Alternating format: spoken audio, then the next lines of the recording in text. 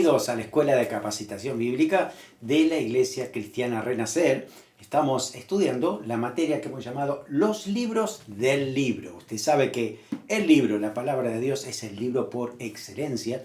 Y nosotros estamos viendo cada uno de los libros que lo componen, los 66 libros, para poder tener una visión panorámica de todo lo que dice la palabra de Dios. No se quede con algunos versículos que son muy buenos, muy lindos, pero hay tanto que aprender de la palabra de Dios. Fíjese lo que dice el Salmo 119, 160. La suma de tu palabra es verdad. Eso significa que tenemos que sumar todo lo que dice Dios, desde Génesis hasta Apocalipsis. La palabra de Dios es viva, es eficaz, dice que llega al más profundo de nuestro corazón, produce cambios, transforma vidas. La palabra de Dios. Necesitamos leerla, entenderla, estudiarla, interpretarla correctamente y aplicarla a nuestra vida. Eso es lo que debemos hacer cada vez que leemos la palabra de Dios. Así que con esta materia, la idea es que tú tengas el panorama en general de todo lo que dice la Biblia. Así que cuando tú estás leyendo la Biblia, desde Génesis hasta Apocalipsis, fíjate en qué libro de la Biblia estás y enfócate en ese libro y puedes compartir este video u otro video, depende del libro que estás estudiando, y entonces eso te puede ayudar a mejorar, a agilizar la lectura, a poder entenderla mucho mejor. Si tienes preguntas, puedes escribir a pastoricre@gmail.com y ahí estamos respondiendo cada una de las preguntas, con mucho gusto. Así que bueno, vamos a ver este panorama de toda la Biblia. Hoy vamos a hablar acerca del libro de Números. El libro de Números. Muy bien. Tenemos este panorama general de todos los libros de la Biblia. Ya vamos a llegar a Apocalipsis, tranquilo. Estamos aquí en Números. Y Números justamente está aquí. En parte del Pentateuco. Penta significa 5, son los primeros 5 libros que corresponden a la ley de Moisés. Así que estudiamos el libro de Números con todos sus detalles, con todo lo que Dios nos enseña a través de este libro y entendemos que es parte del Antiguo Testamento. Usted sabe que esta gran diferencia la hizo el Señor Jesucristo en la cruz del Calvario. Antiguo Testamento, Él cumple todo el Antiguo Testamento en sí y ahora por su gracia podemos vivir bajo lo que el Señor ha hecho, la obra perfecta en la cruz. Gracias al Señor por eso. Así que tranquilos que vamos a llegar también a lo que es el Antiguo Testamento y al Nuevo Testamento. Vamos a hablar acerca del libro de Números. Decimos que es la organización en el desierto. Y uno dice, ¿por qué se llama Números? Pues la verdad que vamos a la compilación que hicieron cuando hicieron la Septuaginta y pusieron los nombres de los libros de la Biblia, y a este libro se le llama Números, del griego aritmai o aritmé, del latín numeri, y significa números, así que no hay mucho que profundizar en esta palabra. ¿Pero por qué se llama así? Bueno, se llama así porque el pueblo fue censado 2 veces al comienzo y al final del libro. Y durante todo el libro de Números usted va a encontrar muchos números. Números de descendencia, de habitantes, de ciudades y demás. Porque es la organización. Y nos muestra cómo Dios está tan organizado que quiere que su pueblo sea organizado. Así que pone también la distribución que debía tener cada una de las tiendas de los israelitas. Hay mucha historia ahí también, así que tenemos que conocerla para saber exactamente qué cosas nos comparte el libro de Números. Así que en el hebreo antiguo, es decir, en el Antiguo Testamento, cuando hasta ahí a través de Esdras compilaron todo el Antiguo Testamento, al libro de Números se lo llamaba en el desierto, ¿no? Como para saber que todo lo que acontecía fue en ese tortuoso camino para la generación que se queda, pero la transición para la nueva, que venía para conquistar la tierra de Canaán, la promesa del Señor. Este libro entonces va a comenzar donde terminó Éxodo. ¿Sí? Levítico, habíamos hablado que tiene que ver con todos los levitas, todo lo que era la ofrenda, los sacerdotes, los sacrificios, las fiestas y demás. Entonces eso sería como una pausa dentro de la historia. Ahora continuamos entonces donde dejó Éxodo para seguir la historia en el desierto. Es muy importante este libro. En la Biblia muchas veces hay referencias a este libro. En el Nuevo Testamento muchos hacen conexiones con respecto a lo que dice Números. Por ejemplo, El apóstol Pablo, en 1 Corintios capítulo 10, del versículo 1 al 12, escuche lo que dice este pasaje. Dice, porque no quiero, hermanos, que ignoréis que nuestros padres, hablando de los judíos, estuvieron bajo la nube, todos pasaron el mar, todos en Moisés fueron bautizados en la nube y en el mar. Y todos comieron el mismo alimento espiritual, todos bebieron la misma bebida espiritual porque bebían de la roca espiritual que los seguía y la roca era Cristo. Usted presta atención, todo lo que está diciendo es lo que dice Números, ¿sí? Dice, pero de los demás de ellos no se agradó Dios, por lo cual quedaron postrados en el desierto. Mas estas cosas sucedieron como ejemplo para nosotros, para ti y para mí, es eso, ¿no? Para que no codiciemos cosas malas como ellos codiciaron. No seáis idólatras como algunos de ellos, según está escrito, se sentó el pueblo a comer, a beber, se levantó a jugar. Ni forniquemos como algunos de ellos fornicaron y cayeron un día 23.000. Ni tentemos al Señor como algunos de ellos le tentaron pereciendo por las serpientes. Ni murmuréis como algunos de ellos murmuraron pereciendo por el destructor. Estas cosas les acontecieron como ejemplo y están escritas para amonestarnos a nosotros, a quienes han alcanzado los fines del siglo. Así que el que piensa estar firme, mire que no caiga. Fíjese cómo el apóstol Pablo da una perspectiva del libro de Números para nuestra vida. Qué importante que es leer Números, ¿no? Porque el apóstol Pablo está diciendo, mira, todo lo que dice Números se ha escrito ahí para nuestra enseñanza. No es simplemente datos históricos y tener en cuenta la historia de Israel. Hay muchas verdades espirituales que uno debe aprender para nuestra vida actual. Cómo tomar decisiones basadas en lo que Dios ha dicho, lo que dice la palabra de Dios, la guía del Espíritu Santo. Bien importante eso, ¿no? Así que vamos a encontrar con un libro, el libro de Números, un libro muy dinámico, mucho movimiento, ¿no? De aquí, de allá, la transición entre dos generaciones. Y de hecho está bien marcada en el libro, porque capítulo 1 al 4, capítulos del 1 al 4, habla de la vieja generación. Aquella que quedó postrada en el desierto porque eran murmuradores, no querían creerle a Dios en todas las cosas, así que quedaron postrados en el desierto. Así que hasta el 14 es ahí. Luego nosotros vemos 15 al 20, hay un año de transición, entre que la vieja generación queda en el desierto, postrada, muerta, porque 40 años pasaron en esa situación, y luego entonces del 21 hasta el 36, ahí está la nueva generación que le cree a Dios, que tiene otra mentalidad, que quiere conquistar. Eso es lo que nos va a mostrar el libro de Números, así que será bien importante tenerlo en cuenta a la hora de leer esos pasajes de la palabra del Señor. Así que el mensaje central que vamos a tener está número 9, del 15 al 23, y habla acerca de la nube, la guía de la presencia de Dios. Visible, era visible. De día dice que la nube los acompañaba como una nube de sombra protectora a todo el pueblo. Imagínense que más o menos eran cerca de 3 millones de personas. ¿Cómo sacamos este cálculo? Porque el censo dice que eran 600.000 hombres para la guerra. Es decir, entre 20 y hasta 40 o 50 años, ¿no? Hombres que iban a la guerra. Y después teníamos entonces las esposas de ellos y todos los niños. Usted considere que ellos no tenían un solo niño, tenían varios, ¿no? Vamos a poner que tenían 2. Así que 600.000 por 2 son 1.200.000, con 2 niños serían 2.400.000, más los abuelos y demás, llegamos a 3 millones de personas aproximadamente, lo que era el pueblo de Israel. Así que darle sombra, la nube era grande, porque en medio del desierto no tenían sombra, solo era Dios su sombra. Y de noche usted sabe que el desierto también se pone frío. Entonces esa nube de día se transformaba en una columna de fuego que los iluminaba, los calentaba, los preservaba. Es que la verdad es que Dios es maravilloso.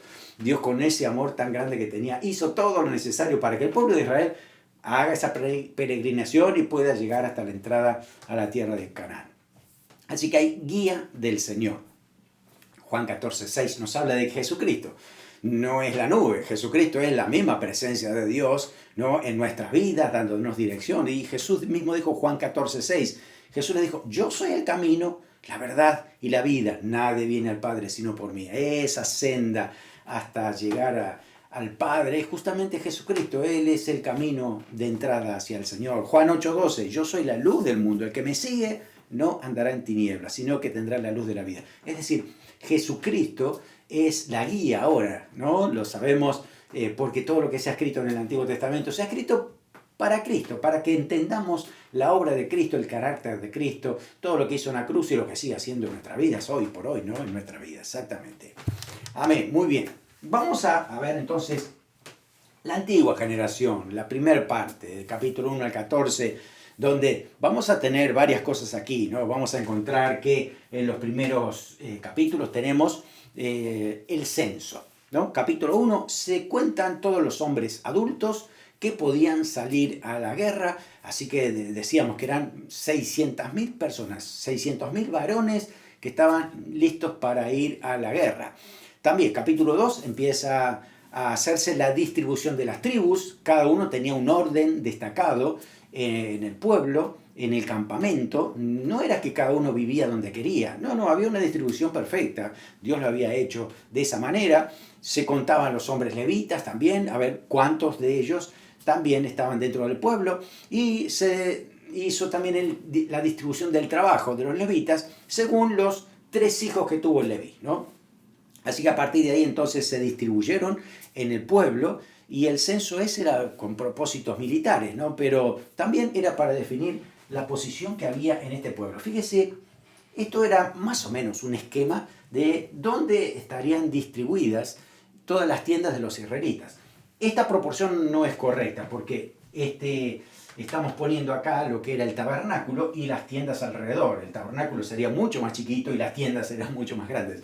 Pero es simplemente para saber cómo estaban distribuidas. Usted va allí en esos primeros capítulos y va a encontrar esto, ¿no? Aquí entonces tenemos el tabernáculo, donde había un espacio donde estaba el altar de bronce, justamente ahí lo que hacían eran todos los sacrificios, estaba la fuente de bronce para purificarse los sacerdotes, y luego adentro en esa pequeña tienda que había allí estaba el lugar santo donde estaba el altar de incienso, la mesa de los panes de la preposición, estaba también el candelero de oro y el altar para adoración, ¿no? Así que en ese lugar se encontraba esto. Y después estaba el lugar santísimo, ahí estaba el arca del pacto, ahí solamente el sacerdote, sumo sacerdote, podía entrar una vez al año para rociar sangre, recuerda Levíticos, ¿no?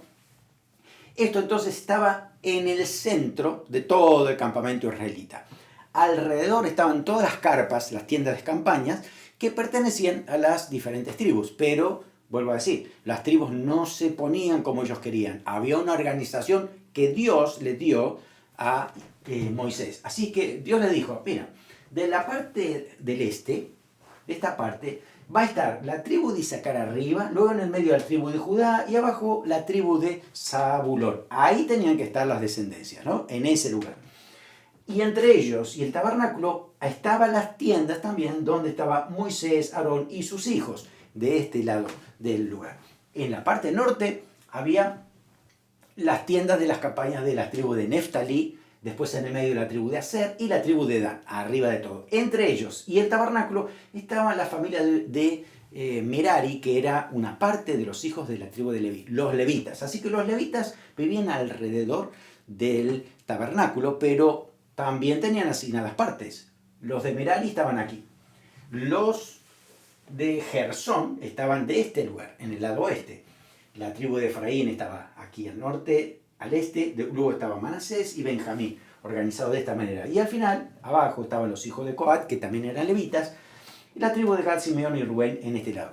No se podía mezclar, no se podía alterar, este orden estaba así. Era muy importante, porque de alguna manera si Moisés, el sacerdocio y demás, tenía que hablar con una tribu y buscar a alguien en particular, no podían ir por todo el campamento. Iban a ir a esta zona donde estaba la tribu de Judá, y ahí los iban a buscar a quien uno realmente necesitaba, por ejemplo, ¿no? O dar una información o un mandato, o alguien quería traer un servicio, o quería traer un sacrificio.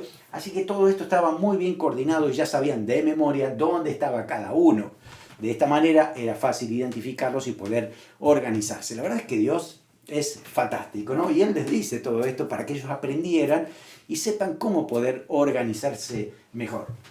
Muy bien. Desde el capítulo 5 de Números hasta el 10 hay instrucciones específicas de Dios para el pueblo de Israel. Los primeros 4 capítulos que habíamos visto antes, ¿no? Que vimos antes del capítulo 1 al 4, habla todo lo que era la formación externa, ¿no? Del campamento, cómo organizarse desde afuera. Pero en los 5 capítulos siguientes, entonces, habla más bien de la condición interna del campamento. Cómo, por ejemplo, el capítulo 5, cómo tratar con la pureza, la honestidad, la verdad, cómo manejar esos valores, aún en detalles pequeños de la vida que debían ellos poder cuidarse en esto, ¿no? En el capítulo 6 había está el voto de los nazareos, que eran personas que se separaban para el Señor, ¿no? No se tenían que cortar el pelo, no tenían que tomar bebidas alcohólicas y demás, para poder dedicarse exclusivamente a Dios. Muchas veces personas como por ejemplo Ana, que era estéril, le pedía al Señor un hijo. Si me das un hijo, yo lo dedico a ti. Si me das un hijo, lo hago nazareo. ¿Qué significaba eso? Que iba a ser dedicado a Dios durante toda su vida. Por eso Samuel fue así, durante toda la vida dedicado a Dios. También lo era Sansón, pero Sansón la verdad es que tomó muy malas decisiones y terminó su vida muy joven, ¿no? Pero la idea era eso, votos de nazareo consagrados al Señor. Luego, capítulo 7, habla acerca de la ofrenda voluntaria que tenían todos los líderes, cada uno ahí detallando todo lo que daban. Y el Señor quería que aprendieran a ser generosos, porque Dios quería bendecirlos mucho más de lo que tenían. Así que con esa generosidad Dios estaba trabajando también en el corazón de ellos.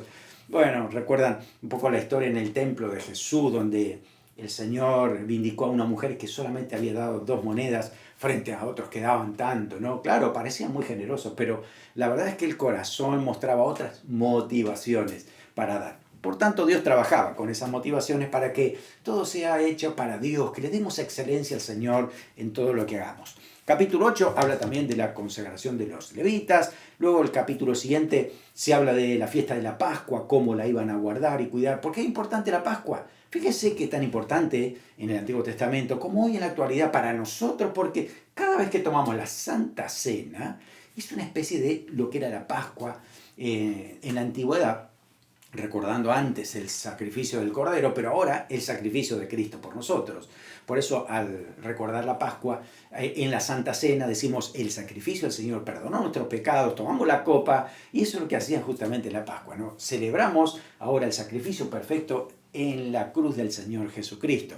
Capítulo 10, Dios le manda a hacer trompetas para convocar al pueblo. Recuerdan que era un pueblo muy grande, y entonces si todos tenían que presentarse, tenían esas 2 trompetas para llamar. Así que diferentes sonidos que tenía la trompeta era o para convocarlos a todos o solo para convocar a los líderes de las tribus, bien organizados también.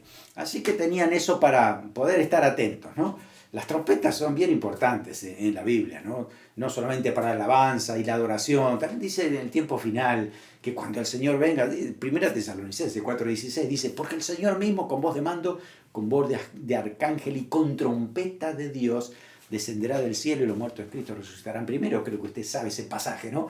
Sonará la trompeta a los cielos, seremos transformados, arrebatados para estar con el Señor permanentemente, ¿no? Amén, gloria al Señor. Bueno, desde el capítulo 10 al 14 tenemos entonces el inicio del movimiento ahora de Israel hacia la conquista de Canaán.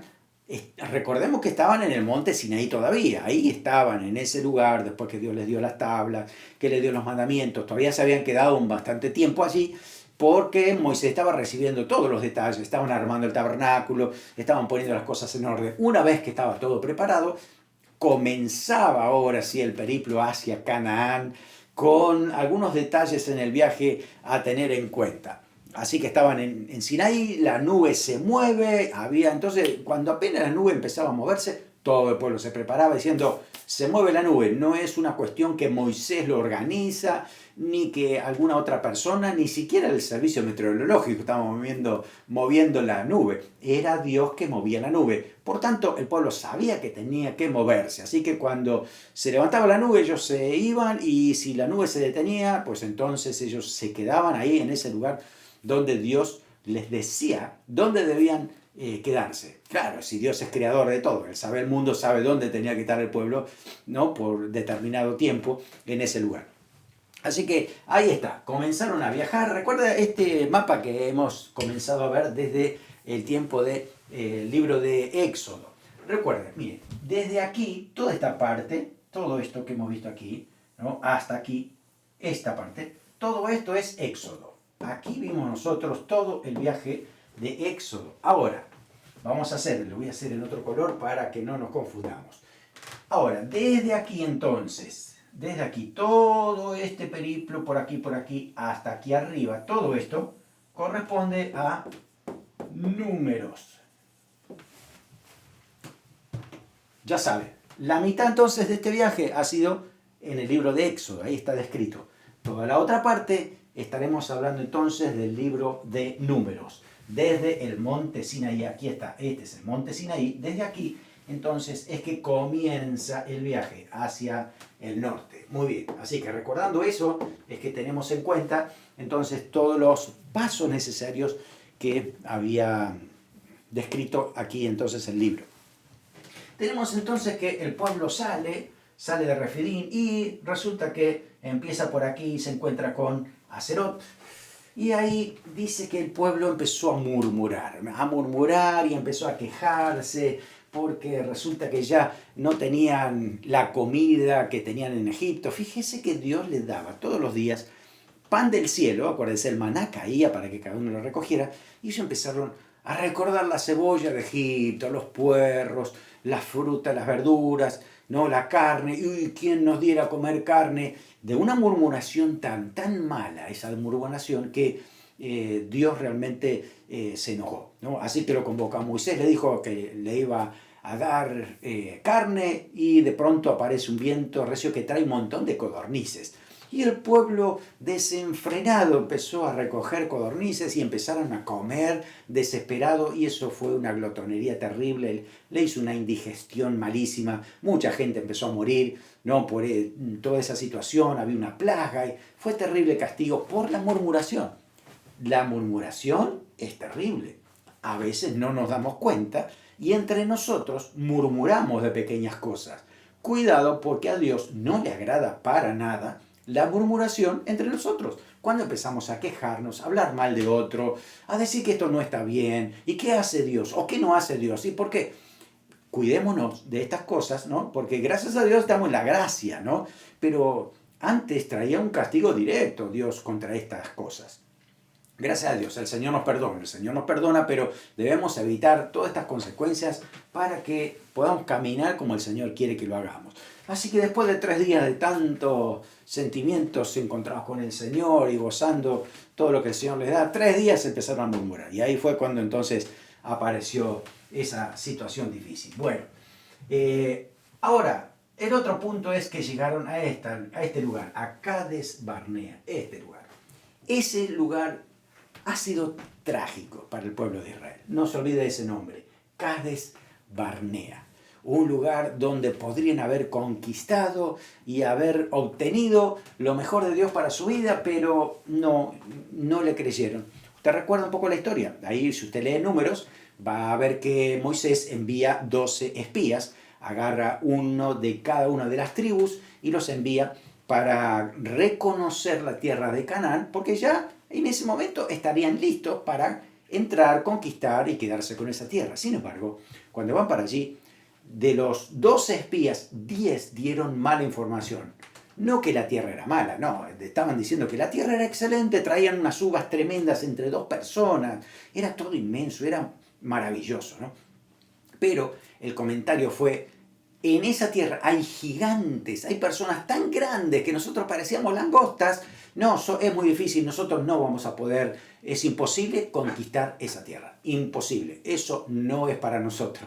Estaban diciendo que Dios es mentiroso porque Dios nos dijo que esa tierra es para nosotros. Y ellos dicen, no se puede conquistar, nosotros no vamos a ir ahí, los gigantes son inmensos y vamos a morir, ¿no? Designemos a alguien y volvamos a Egipto, dijo uno. Entonces fue terrible esa situación. Solo Josué y Caleb dijeron, muchachos, Dios nos ha hablado, esta tierra la vamos a conquistar en el nombre del Señor, así que vamos a ir hacia adelante, pero casi lo apedrean a ellos dos. Así que también ahí hubo una intervención de Dios y hubo castigo, y la verdad es que el pueblo sufrió esa situación. Al otro día quisieron ir igual, entonces, no, está bien, vamos a pelear, pero Dios dijo, no, ahora van a volver y van a recorrer 40 años aquí, toda esta zona de aquí, toda esta zona, van a estar 40 años dando vuelta ahí en el desierto hasta que esa generación que tenía entre 20 y 40 años, que había protestado contra Dios,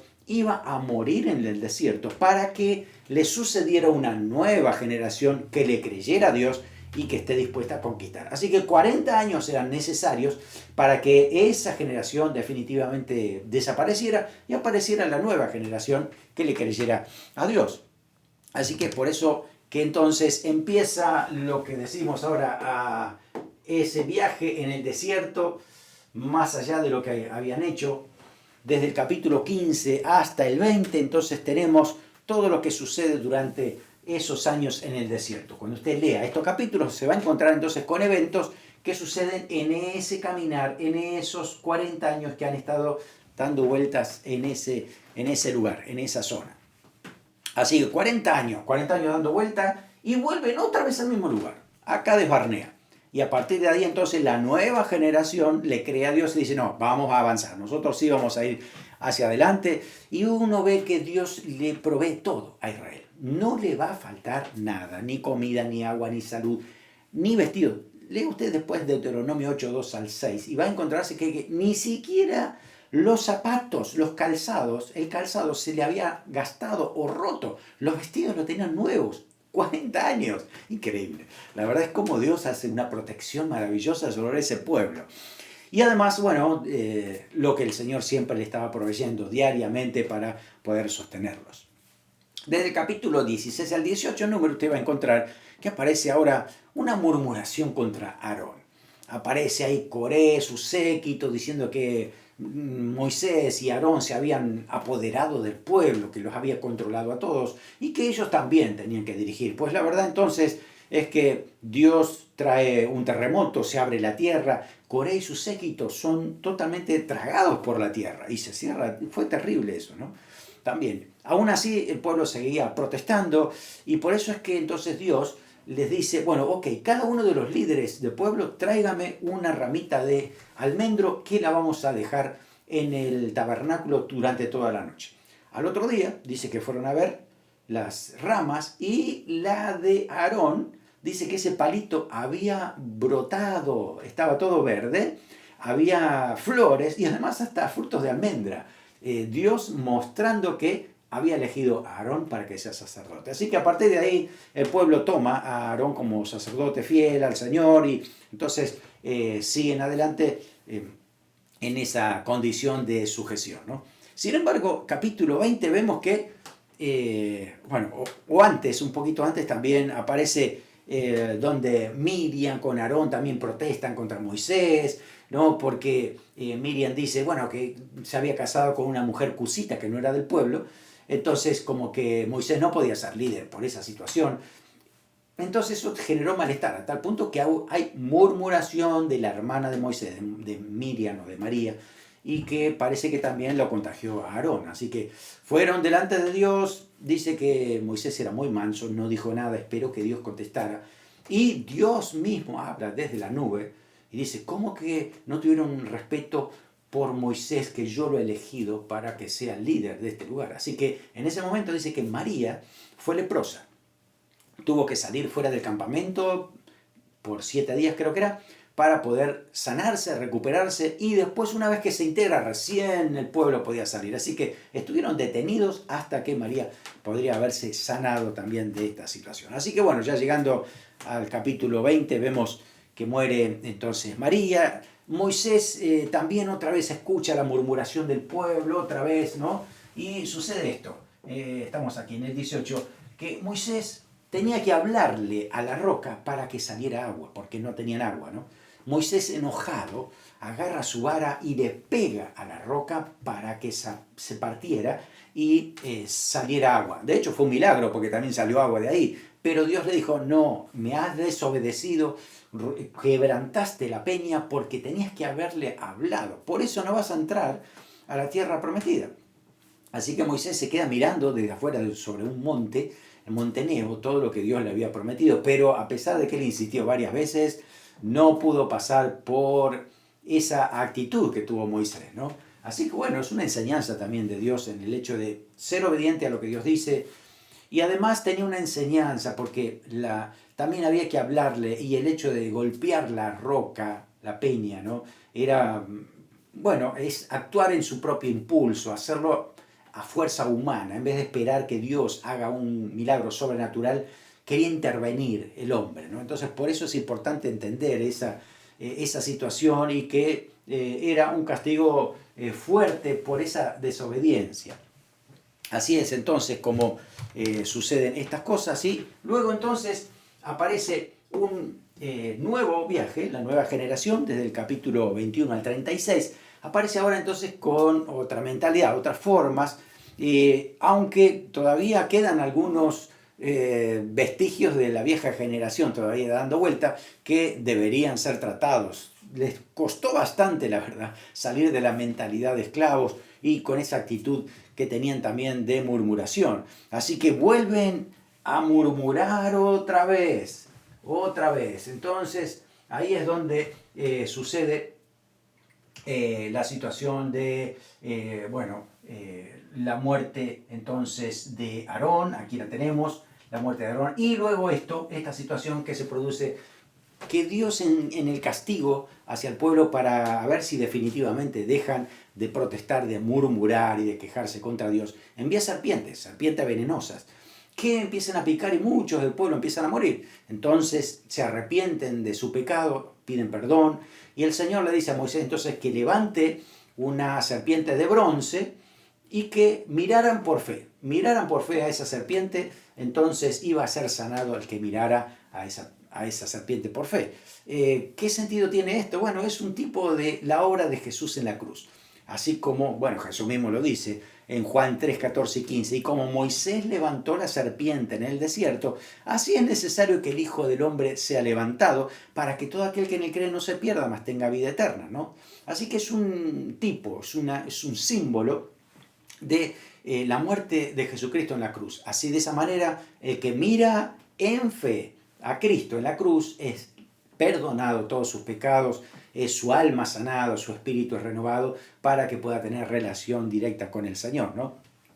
Hay una exhortación también en 1 Corintios 10, del 9 al 10, dice: ni tentemos al Señor como también algunos de ellos le tentaron y perecieron por las serpientes, ni murmuréis como algunos de ellos murmuraron y perecieron por el destructor. Entonces, es una situación que debían tener en cuenta, porque la verdad es que eso fue muy negativo para el pueblo, ¿no? Fue un castigo directo por esa situación que habían pasado. Ahora, cuando llegan a este lugar, entonces se encuentran con una situación que ellos no sabían en un principio. El pueblo de Israel estaba ahí porque Dios había ido con la nube, se habían detenido en esa zona, estaban bastante cerca ya para entrar a la tierra prometida. Y ahí es donde entonces aparece la historia de Balaam, capítulo 22 al 25, aparece este profeta, un profeta que tenía palabra de Dios. No sabemos muy bien su nacimiento, de dónde era, a qué pertenecía, pero se ve que Dios le hablaba y le daba profecía a él. Sin embargo, su corazón no era tan recto como hubiéramos imaginado, ¿no? Este personaje, si usted lee la historia, se va a encontrar con que, claro, el pueblo que estaba aquí, ¿no? Los moabitas y demás, no querían que pasara Israel por allí. Entonces dice uno, Balac, vamos a llevar a Balaam para que maldiga al pueblo, así Dios lo maldice, y entonces ya lo podemos conquistar y evitamos que pasen por nuestro lugar. Pero aún 3, 4 veces siempre Dios respondía con bendición, obviamente era su pueblo, ¿no? Pero como le ofrecía mucho dinero, Balaam dice que amó el premio de la maldad, y una vez y otra vez, y trataba de maldecir al pueblo, pero Dios solo daba bendición. Ahora, si usted sigue leyendo después los otros libros de la Biblia, se va a encontrar con que nos dicen que Balaam no pudo maldecir al pueblo, pero habló después con Balac y le dice: mira, la verdad es que por maldición esto no va a funcionar, pero si ustedes los hacen caer en pecado, entonces Dios los va a castigar solos. Entonces, si usted lee después de Balaam, aparece lo que es el pecado de Israel con los moabitas, donde se juntan a adorar a sus ídolos y tener relaciones sexuales con las mujeres de allá. Entonces se ve que fue mucha gente para allí y eso produjo entonces que Dios castigara al pueblo por idolatría y fornicación. Eso fue porque Balaam, dice, amó el dinero, así que con dinero les dio la estrategia para poder destruir al pueblo, ¿no? De hecho, ni siquiera ellos lo iban a tocar, era Dios mismo que los iba a castigar. Por eso Balaam es un prototipo del profeta o el que quiere hacerse el ministro, pero por dinero, por lucro.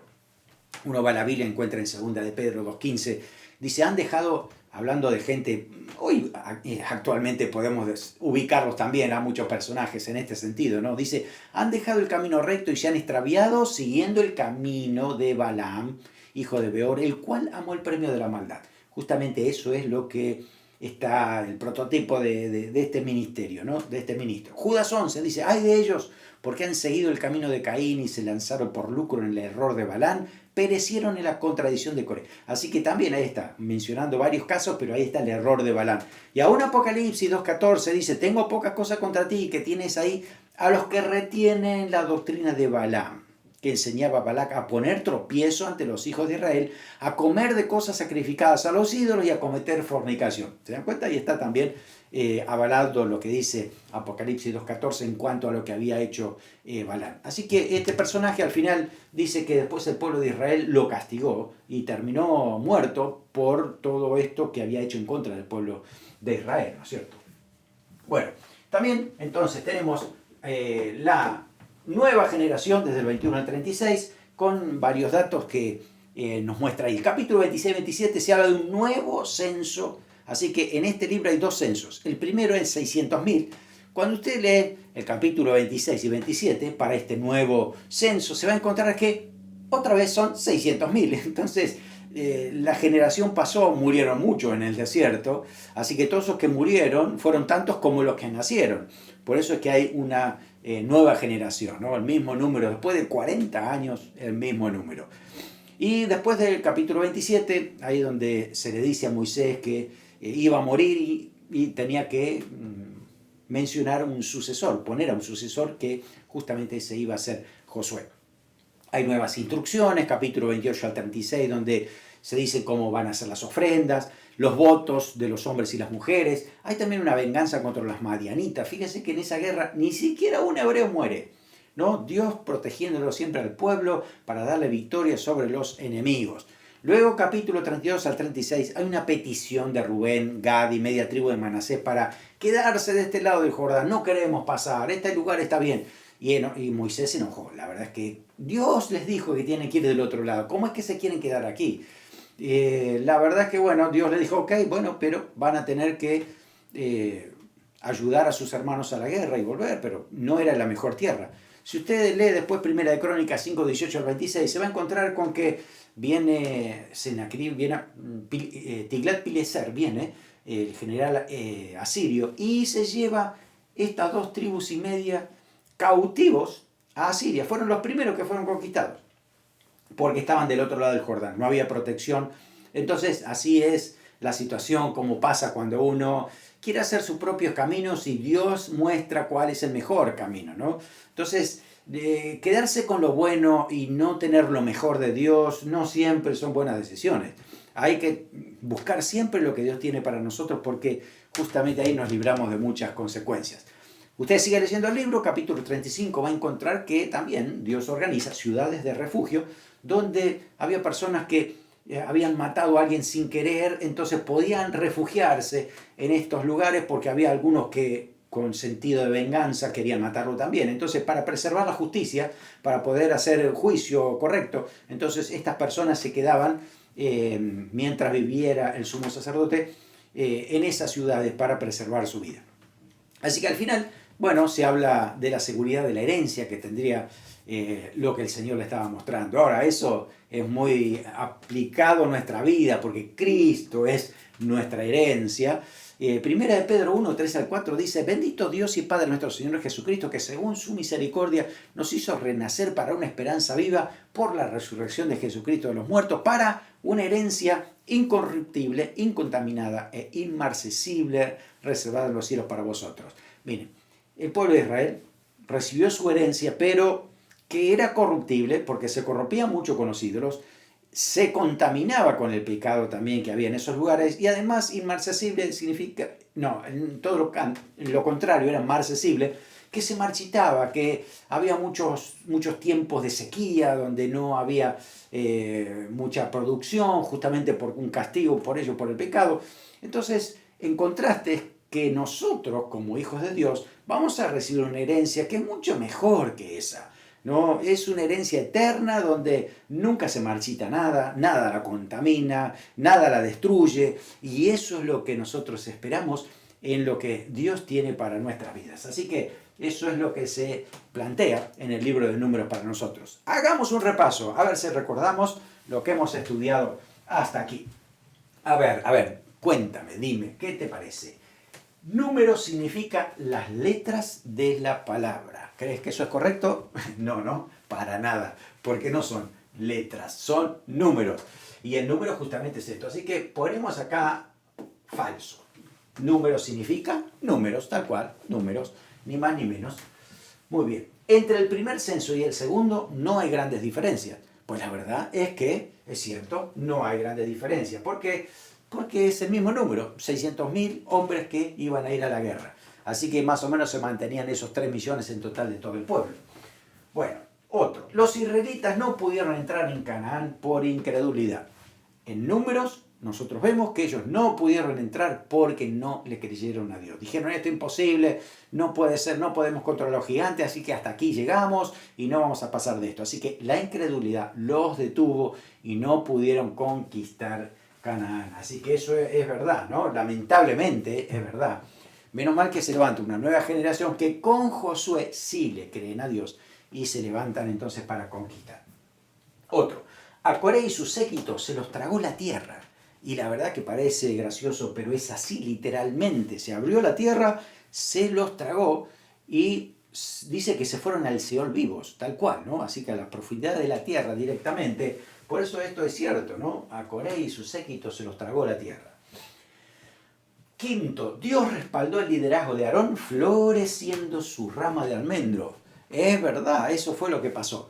Dios destacó el ministerio, el liderazgo de Aarón porque Dios mismo lo había llamado para que sea el sacerdote. Muy bien. Otro. La hermana de Moisés, María, fue leprosa por murmurar. Es cierto, otra historia a tener en cuenta. La murmuración siempre tenía su castigo. Gracias a Dios que ahora está la propiciación de Cristo, pero eso también trae consecuencias. Y por eso debemos cuidarnos de ese pecado, ¿no? Eso fue lo que pasó, exactamente. Muy bien, bueno, así que decimos, esto es verdadero. Ahí está. Otro. Quien guiaba realmente al pueblo por el desierto fue Moisés gracias a sus conocimientos que adquirió en Egipto. ¿Qué piensas de esta pregunta? ¿Quién realmente guiaba? Es cierto que Moisés aprendió mucho en Egipto, ¿no? Porque tuvo las mejores escuelas de esa época. Por otro lado, él conocía un poco la región porque había estado cuidando las ovejas de Jetro en esas partes, pero la verdad es que esto es falso. Esto es falso porque el que guiaba realmente al pueblo de Dios era el Señor, con la nube. Cuando se movía la nube, entonces ahí es justamente cuando realmente el pueblo se movía en dirección a lo que Dios les decía. Números se menciona en el Nuevo Testamento, y esto es verdadero. El apóstol Pablo nos recuerda que tengan cuidado, hermanos, no hagamos lo mismo que hacían los israelitas en el desierto, y describe todo lo que hicieron en el libro de Números. Por eso recordamos esto, ¿no? Lo que se ha escrito es para nuestra enseñanza, así que debíamos tener en mente siempre presente esto, ¿no? Muy bien, terminamos entonces con un versículo clave que tiene el libro de Números, y es el capítulo 6, 24 al 26. Dice: Jehová te bendiga y te guarde, haga resplandecer su rostro sobre ti tenga de ti misericordia, Jehová alce sobre ti su rostro y ponga en ti paz. Eso era, la declaración que decían los padres a los hijos, a los hermanos, al pueblo. Y ese es el deseo de Dios para sus hijos, ¿no? El Señor quiere bendecirnos, quiere protegernos y guardarnos, quiere resplandecer su rostro, es decir, darle gracia, ¿no? En todo lo que haga, diga, donde esté. Tenga misericordia siempre el Señor de nosotros, porque nada lo hace Dios porque nosotros merezcamos algo, sino porque Él lo quiere dar por misericordia, por gracia. Alce sobre ti su rostro, ¿sí? El Señor levanta también nuestra cabeza y reflejamos la gloria del Señor en nosotros y ponga en ti paz. El deseo de Dios es que siempre vivas en paz. Si tienes una relación con el Señor, tu paz está asegurada. Y esa relación con Cristo, el Espíritu Santo te recuerda que tú eres hijo de Dios y tu paz estará allí y va a preservarse. Oramos para que esto se cumpla en nuestras vidas siempre. Amén. Gracias, Señor, te damos. Gracias por el libro de Números, porque a través de la historia aprendemos tantas verdades espirituales que tienes para nosotros hoy. Ayúdanos a asimilarlas, Señor, a aprenderlas y a ponerlas por obra. Queremos ser, Señor, dirigidos por ti, Espíritu Santo, conducidos por ti en todo momento, la presencia de Dios llena nuestras vidas y que realmente siempre tengamos una mentalidad de conquistadores para la gloria de Dios. Señor, recibir las promesas que tienes para nuestras vidas. Oramos creyendo en ti en el nombre de Jesús. Amén. Amén. Que el Señor te bendiga y te guarde.